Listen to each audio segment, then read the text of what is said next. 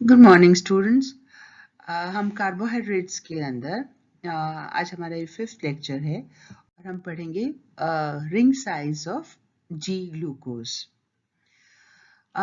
हम ये असर्टन करना चाहते हैं कि ये जो ग्लूकोज का मॉलिक्यूल जिसका स्ट्रक्चर हम पिछली क्लासेस में बात कर चुके हैं, जहाँ पहले हमने ओपन चेन स्ट्रक्चर बनाया और फिर उसके बाद में हमने कंक्लूजन किया कि नहीं, ये ओपन चेन नहीं, ये साइक्लिक स्ट्रक्चर है और ये साइक्लिक स्ट्रक्चर में भी 6 मेंबर्ड रिंग है।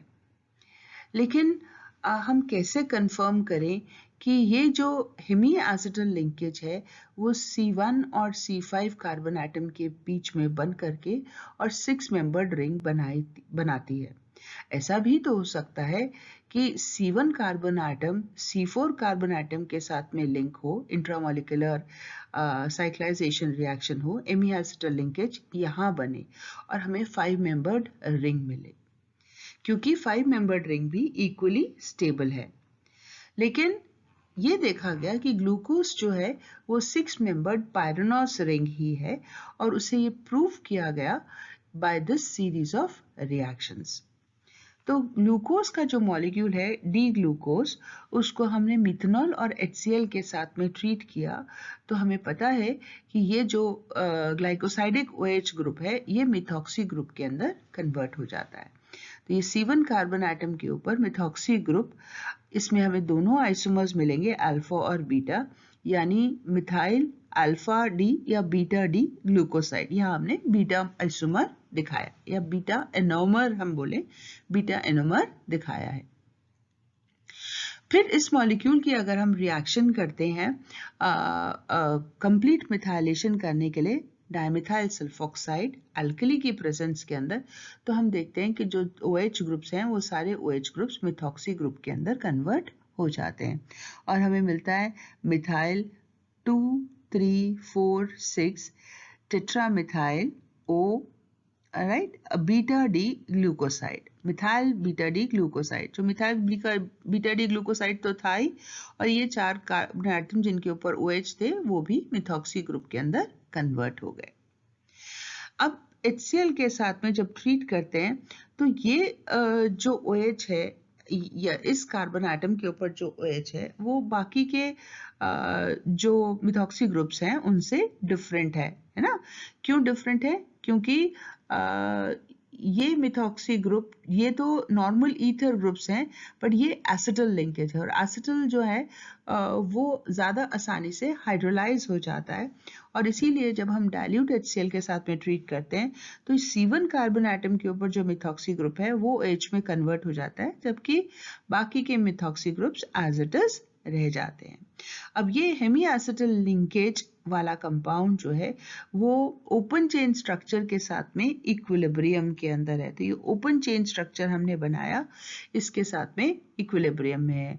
और जब इस मॉलिक्यूल को हम नाइट्रिक एसिड के साथ में ट्रीट करते हैं तो नाइट्रिक एसिड के साथ में ट्रीट करने से हेमी एसिटल लिंकेज टूट जाती है और वहाँ जहाँ प्रेफरेबली जहाँ OH था, जहाँ हेमी एसिटल लिंकेज बनी हुई थी, है ना, उस पोजीशन के ऊपर कार्बोनिल ग्रुप आ जाता है।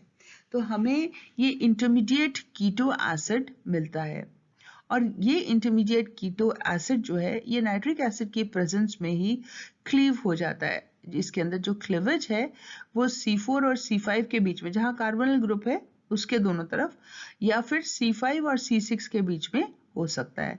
अगर क्लीवेज C4 और C5 के बीच में होता है तो आप देखिए C4 और C5 के बीच में ये वाला जो ग्रुप है ये एसिड के एसिडिक ग्रुप के अंदर कन्वर्ट हो जाएगा, तो हमें मिलता है डाइमिथॉक्सी सक्सेनिक एसिड। जबकि यही क्लीवेज जब 5-6 के बीच में होता है तो ये कार्बोनिल ग्रुप जो है ये COOH ग्रुप में कन्वर्ट हो जाता है और हमें मिलता है ट्राइमिथॉक्सी ग्लूटारिक एसिड। और एक्चुअली ये देखा गया कि हमें यही दो कंपाउंड्स मिलते हैं जब हम ग्लूकोज का इस सीरीज ऑफ से रिएक्शन करते हैं, यानी जो हेमी एसिटल लिंकेज है वो C1 और C5 कार्बन एटम के बीच में है और ग्लूकोज जो है वो पायरेनोस स्ट्रक्चर की तरह एग्जिस्ट करता है।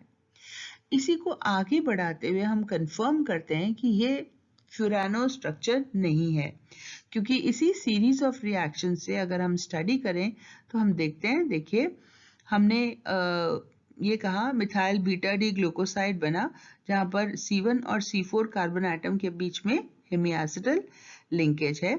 अगर डायमिथाइल सल्फोक्साइड के साथ में रिएक्ट करेंगे तो सारे OH जो है वो मिथॉक्सी में कन्वर्ट हो जाएंगे।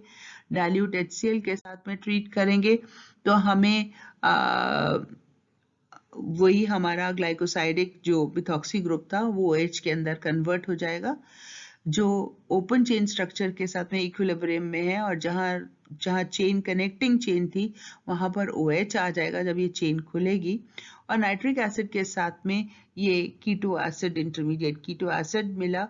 और अब इस केस के अंदर क्योंकि कार्बोनिल ग्रुप C4 पोजीशन के ऊपर है तो नाइट्रिक एसिड की प्रेजेंस में जो क्लीवेज है वो C3-C4 के बीच में हो सकता है, और C3-C4 के बीच में क्लीवेज होएगा तो हमें ये कंपाउंड मिलेगा मिथॉक्सी मलोनिक एसिड, और C3-C4 के बीच में क्लीवेज होता है तो ये कार्बोनिल ग्रुप में एसिडिक ग्रुप में कन्वर्ट हो जाएगा और हमें मिलेगा डायमिथॉक्सी सक्सेनिक एसिड। तो अगर ये फ्यूरानो स्ट्रक्चर है तो हमें ये दो कंपाउंड्स मिलने चाहिए, और अगर पायरेनो स्ट्रक्चर है तो हमें मलोनिक एसिड की जगह ट्राइमिथॉक्सी ग्लूटारिक एसिड मिलना चाहिए, और देखा गया कि वही मिला। तो इस सीरीज ऑफ रिएक्शन से ये प्रूफ हुआ कि ग्लूकोज जो है वो पायरेनोज के फॉर्म में एग्जिस्ट करता है, फ्यूरानोज के फॉर्म में एग्जिस्ट नहीं करता। अब आइए इसके आगे दो रिएक्शंस के बारे में पढ़ते हैं। इस क्लास में हम खाली चेन लेंथनिंग के बारे में बात करते हैं, चेन शॉर्टनिंग की बात हम नेक्स्ट क्लास में करेंगे। चेन लेंथनिंग का मतलब कि शुगर सीरीज के अंदर कार्बन एटम का इंक्रीज, हायर एल्डोस अगर हमें लेना हो, लोअर एल्डोस से हायर एल्डोस बनाना हो, एक एक कार्बन एटम हम ऐड करते जाएं, वो हम कर सकते हैं किलियानीज फिश्चर सिंथेसिस से। हम एल्डोपेंटोस से शुरू करते हैं, ये आर्बेनोस है, आर्बेनोस से हम ग्लूकोज बनाने की कोशिश करते हैं यूजिंग किलियानीज सिंथेसिस।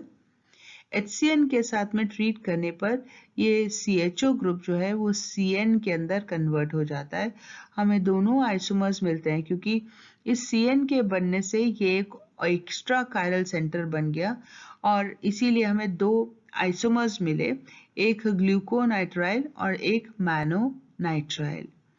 अगर ये जो ग्लूकोनाइट्राइल है या मैनोनाइट्राइल, इनको इंडिविजुअली अपन हाइड्रोलाइज करें तो सब्सिक्वेंटली इनके रिस्पेक्टिव एसिड मिलते हैं, ग्लूकोनिक एसिड एंड मेनोनिक एसिड, और फर्दर हीट करें तो इवेपोरेट करें तो ड्राइनेस, तो हमें गामा लेक्टोन मिलते हैं, रिस्पेक्टिव गामा लेक्टोन दोनों के मिलेंगे। और इस गामा लेक्टोन को जब सोडियम अमलगम के साथ में रिड्यूस करते हैं या सल्फ्यूरिक एसिड के साथ में ट्रीट करते हैं तो ये हेमिएसिटल लिंकेज टूट जाती है और हमें ओपन चेन स्ट्रक्चर मिलता है, ग्लूकोज और मैनोज। तो इस किलियानी सिंथेसिस से हम देख रहे हैं कि हमें दो आइसोमर्स मिले, या हम कहें दो डायस्टीरोमर्स मिले, क्योंकि ये दोनों आपस में खाली एक ही कार्बन एटम के ऊपर डिफर कर रहे हैं। ये second carbon C2 carbon atom जहां OH राइट हैंड साइड पे है, और मैनोज के अंदर C2 कार्बन एटम जहां OH लेफ्ट हैंड साइड के ऊपर है।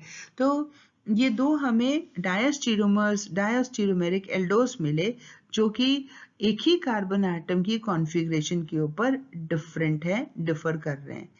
ऐसे जो दो कंपाउंड्स हैं, इन दो कंपाउंड्स को हम एपिमर्स कहते हैं।